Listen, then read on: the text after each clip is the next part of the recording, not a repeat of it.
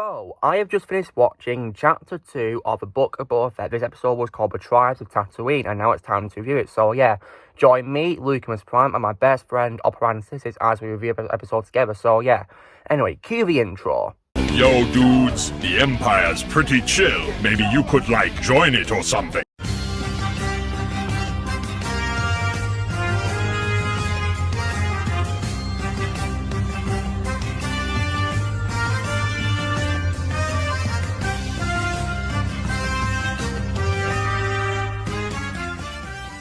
Alright guys, so as always I'm going to Alexander, aka Oppo Ranscisis, to share his thoughts on the episode first. So yeah, and if you want to edit guys, please consider subscribing to his YouTube channel. The link will be in the description below. So yeah, please go subscribe to him, give him some support. But yeah, anyway, take it away, Oppo.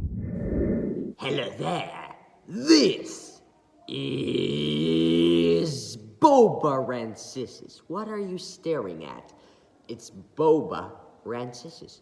Boba Ranscisis. Okay, jokes aside, let's start with the review. No particular order, once again.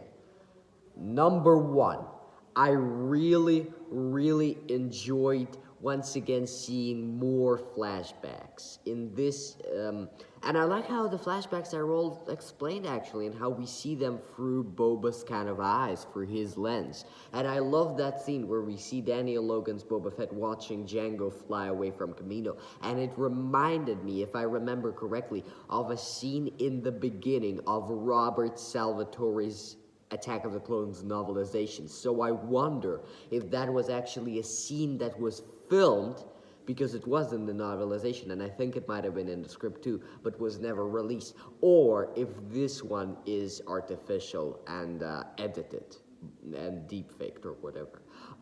Okay, that's the one thing. Next thing, I liked quite a fair bit how Boba embraced the Tuscans and how we saw more of their culture and saw them as an actual tribe.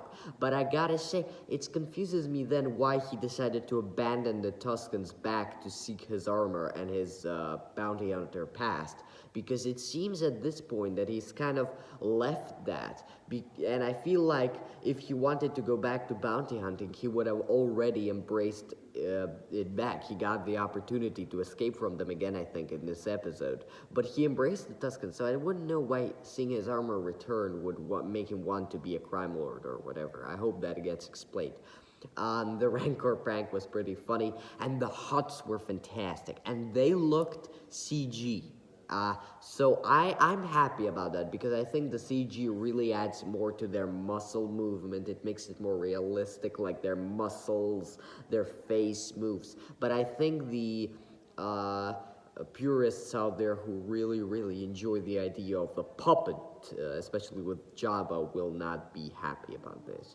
Or maybe they'll ignore it, who knows. The Wookiee's return was nice. In fact, I swear I saw that Wookiee everywhere, like literally. A very similar looking Wookiee in the Darth Maul comic in the Old Republic, Knights of the Old Republic games, there was a similar looking Wookiee. And then in the Dr. Aphra, so is that the same Wookiee, or am I confusing something? But yes, that was fun. And last but not least, yeah, seeing the Pikes was cool, and the Pike's voice was like a deep Optimus Prime. Very deep, very evil Optimus Prime. It sounded like him, actually. Very interesting. But yeah, and in fact, when the huts were introduced, it reminded me of Prince Ali, when the tea starts to shake and they all run out, and it's like, make way for Prince Ali in the Aladdin. Really reminded me of that. So yes, thank you. Have a good day. See you. Bye. Alright, so it's my turn to the episode. So yeah, now, this episode in my opinion was amazing, guys. This show really is off to a great start, and I'm really loving it. So yeah, the episode begins with another scene in Jabba the Hutt's palace, and we see Fennec has captured someone who appears to be some sort of assassin, and they walk through the gates into a throne room where they meet Boba, where he's sat on the throne. Boba demands to know who sent him and what were his orders, while the two Gamorrean guards and 8D8 stand in the background. The assassin refuses to speak,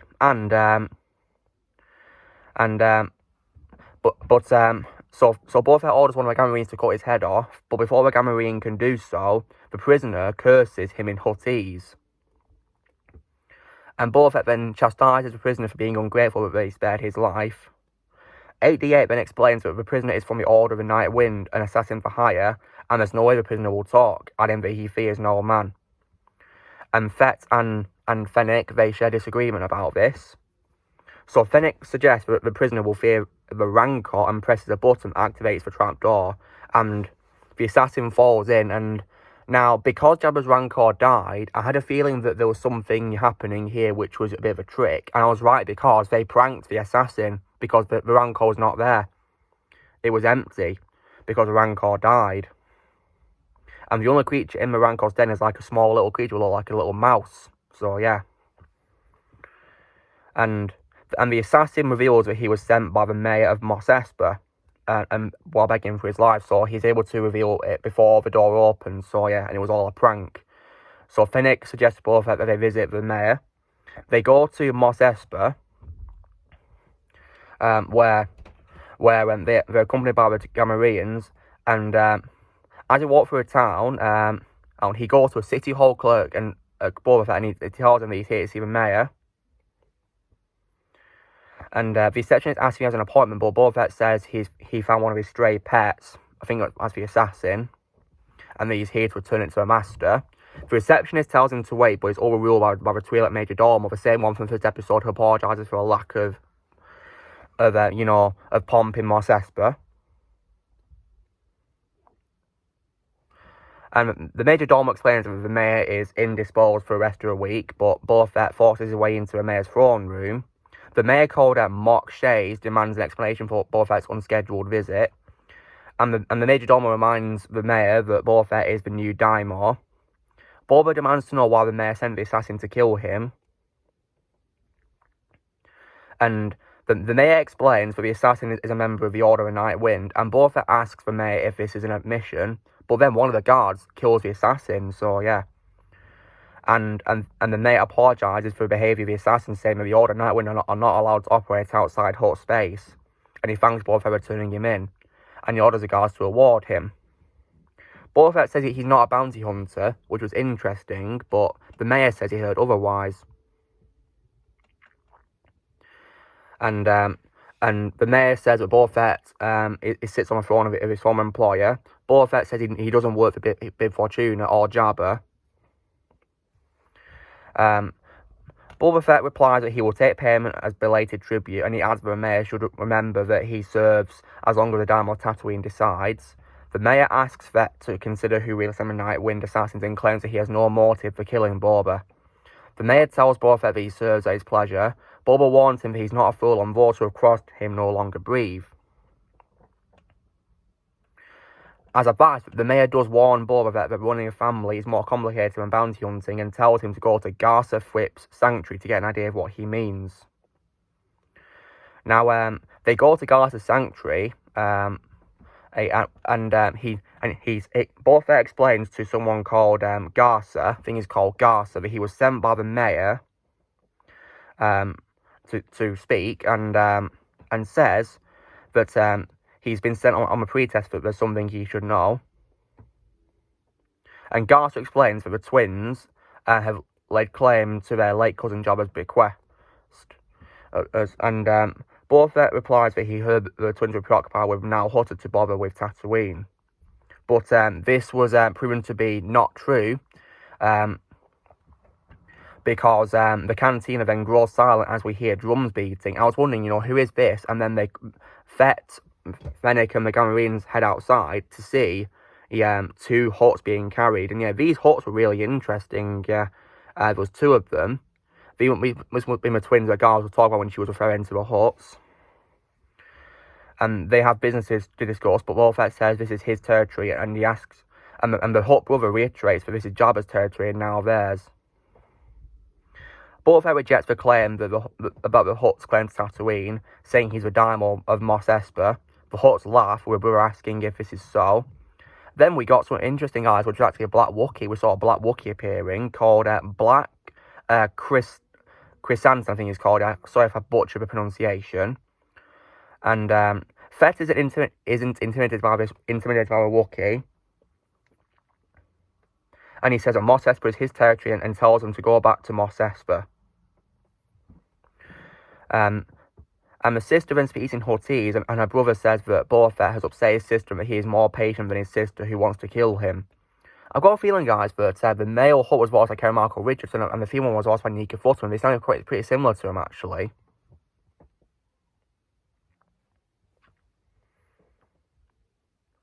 Boba Fett explains, as the weapons are being loaded and aimed at each other, that Jabba is gone and that his former Major Domo, Bib Fortuna, usurped his territory, and since Boba Fett has killed him, of course, in Mandalorian Series 2 finale, all that belonged to Bib Fortuna now belongs to him. Boba Fett then says that they will have to kill him for it. The Hutt brother says that bloodshed is bad for business and this matter can be dealt with later. He warns Boba Fett to sleep lightly. And Fennec tells Boba Fett as the Hutts are leaving alongside the Wookiee, but they'll have to get permission to kill them since they are Hutts. Boba Fett suggests that the matter is settled, but accepts it is not over. Then he's in the back tank resting, guys, and then we get more flashbacks, guys, and we see him living with Tuscan Raiders, which is actually really cool. And what's interesting, guys, is we see him training using his stick. I think it's the exact same stick he used in Mandalorian Series 2, which was pretty cool. And he's training how to use it. And then when it comes to looking for prey, we saw something pretty interesting, guys, which was actually a train. We saw a train armoured, and it opened fire and it killed many Tuscan Raiders. And when I looked at the drivers, guys, they looked an awful lot like Pikes, guys, pretty similar to Pikes. I think they were Pikes, yeah. So later at night, as the Tuscans, say goodbye to those who have died, he wants to avenge them, and he wants to help them out. So what's cool is he goes to go and get speed bikes. He goes to Toshi Station, the same place where Luke said he wants to get power converters from, which is seen by Nikto miners. And there's two patrons here at the station, and they have a bit of a fight because one of the patrons who's not a Nikto says that it's wrong to steal things, which what the Niktos are doing. Then they have a fight and they get beaten up, but then Boba interrupts them. And then after, we got a pretty cool fight where he takes down all the Niktos, guys. It was pretty cool. And then after he helps out the two patrons, who by helping them escape, he then has a drink, and then he exits the cantina, and he takes their speeder bikes. And we got a pretty nice scene, guys, where he's bonding with the Tuscan Raider by teaching him how to use speed bikes. It was pretty good to watch. Nice little development for Tuscan Raider tribe that he has. And then after this, however, the hover train does come back, guys. But this time Tuscans are prepared due to having speeder bikes and Boba Fett's help. And yeah, they were pike gunners, guys. As I saw, they are pike gunners. And we got a really awesome fight scene, guys, on the train. It was really amazing, very well choreographed and very visually stunning, in my opinion. It was really good. And very good fighting. Unfortunately, several Tuscans were killed, but the Pikes were also killed too. And yeah, and they even used a train engine as a way to help tear them down as well by blowing them off due to the sheer power of it. It was very good, very visually stunning. And then after this, they then take down. After a train is taken down, and the Pikes are captured and defeated, Boba demands to know who their leader is. The leader stands up and takes off a mask. And Boba asks if he's carrying spice, and the Pike leader asks what he means by this, and Boba explains if he's carrying Savannah spice from the slave mines of Kessel, just like reference to C-3PO's quote from A New Hope about being sent to slave mines of Kessel, So yeah, smash into who knows what. Then two Tuscans found that there is some spice in the crates. And Boba says it's not looking good for him.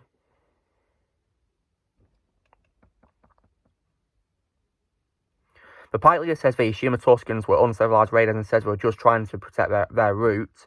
Boba replies that the Dune Sea is no longer free for Pikes to pass into Tuscan claim a territory as ancestral ground. He says that if if they want to pass, a toll has to be paid to the Tuscans. He warns that any death dealt by travelling trains will be returned tenfold. Boba orders the Pike leader to return to a Pike syndicate with his new terms, and asks for their lives or a gesture of their civility. He tells the Pikes to walk single file in the direction of the high sun, explaining that it will leave them to Ankh by sunset. When the leader protests that they'll be killed, Boba reassures them that they were travelling under the protection of the Tuscans and that no harm will come to them. When the Pike leader protests that they will die first out of a water car, Boba promises they'll be given a black melon, stating they will survive on its milk, because these people do. And the Pikes leave while the Tuscans get some water from the train. So yeah, they got some water we were happy about. And now later that night, the Tuscan chief explains that since the oceans of Tatooine have dried up, they have stayed hidden, and he says that the other tribes have survived by killing. Boba replies that they shouldn't have to hide since they are warriors. The Tuscan chief explains that the off-worlders have machines, and Boba reassures them that they are now machines, and they know every grain of sand in the Dune Sea. The Tuscan chief gives Boba Fett a gift, stating he's a good guide, which is a lizard in a basket, some sort of lizard creature, and it climbs up into Boba Fett's nostrils, guys. That was pretty creepy in my opinion. Ugh. The chief explains that the lizard will guide him from inside his head, and Boba Fett's vision becomes blurry and his body convulses. He finds himself walking through a desert of Tatooine, and we see some visions of like trees and oceans. The tree itself reminded me a lot of a tree of life, guys, a little bit, but like a very dark interpretation of it, and yeah, pretty disturbing actually, pretty freaky actually. Oh. We see some creatures with red eyes. They were pretty creepy, and we even saw more flashbacks this time of it. Not just him climbing out of the Star Pit like in the first episode, but we even saw him as a child, where we see his father, Jango Fett, leading on the Slave One. It's making me wonder, guys, you know, how that deleted scene, guys, you know, I wonder, you know, how that came to be in Attack of the Clones and why Jango was leaving Kamino on Slave One. The vision, however, does end with him emerging as the ocean roars. The following day, he returns to a Tuscan camp where he's greeted by the young Tuscan youth he befriended and the Massif. The lizard comes out of Boba Fett's nostrils as he greets the leader, and Boba Fett remarks that he thought it was part of a dream, but the chief asks him to show him a branch. And Boba Fett presents the branch for his night journey to the Tuscans, and they lead him into a tent where Tuscans cloth him with Tuscan robes, scarves, and bandages. So yeah, he gets the same costume that he wore in Mandalorian Series 2, guys, before he reclaimed his armor, so that's pretty cool. So Boba Fett in his now new cloak, he emerges from the tent and faces his Tuscan friends. One highlight of the episode, in my opinion, guys, when he puts on his cloak, was probably the music. It was so powerful, in my opinion. Beautiful music. I loved it. Great music. And then the young Tuscan walks beside Boba, and they head into a desert towards a wreck site. One of the Tuscans forges the branch he presented early into a new staff. And Boba helps him carve a weapon which is heated in an oven, and pieces of metal added to it to give it armor plating, and it's dipped into an oven. So this gives him the same staff he had in Mandalorian Series 2, which he used on the Stormtroopers, which is pretty cool. And he trains with other Tuscans who gather before a campfire, and then the Tuscans all have a dance around. So that's how the episode ended, guys, and yeah. But yeah, this episode was so good, in my opinion, guys. Really good. I really love this episode. Brilliant episode, yeah. This series really is getting better and better each time, to be honest. It's so exciting, really. You know, they definitely delivered really well. And I love how these first episodes are showing more of Boba Fett's past before Mandalorian Series 2. Because I've always wondered since seeing Series 2 what happened to Boba Fett after Return of the Jedi. And we're finally getting the answers, which I'm very happy about.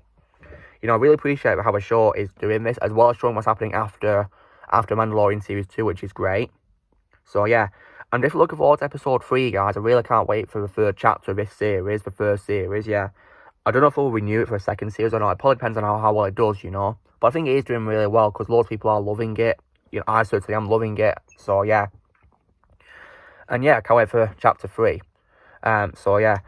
So, guys, this is me and Ranscisis reviewing Book of Boba Fett chapter 2, The Tribes of Tatooine. This was a great episode. I really loved it. So, you know, drill, guys, be sure to give this video a like. Also, be sure to comment on comments what you guys thought of today's episode. Love to hear your thoughts are on it. Also, be sure to subscribe to Alexander, like I told you to start the video. The link to his channel in the description below. Also, be sure to join Team Prime by pressing subscribe for more videos coming in the future. If you'd like to be a member, you can press join on music piece of lights, or you can link in the description. And may the force be with you always.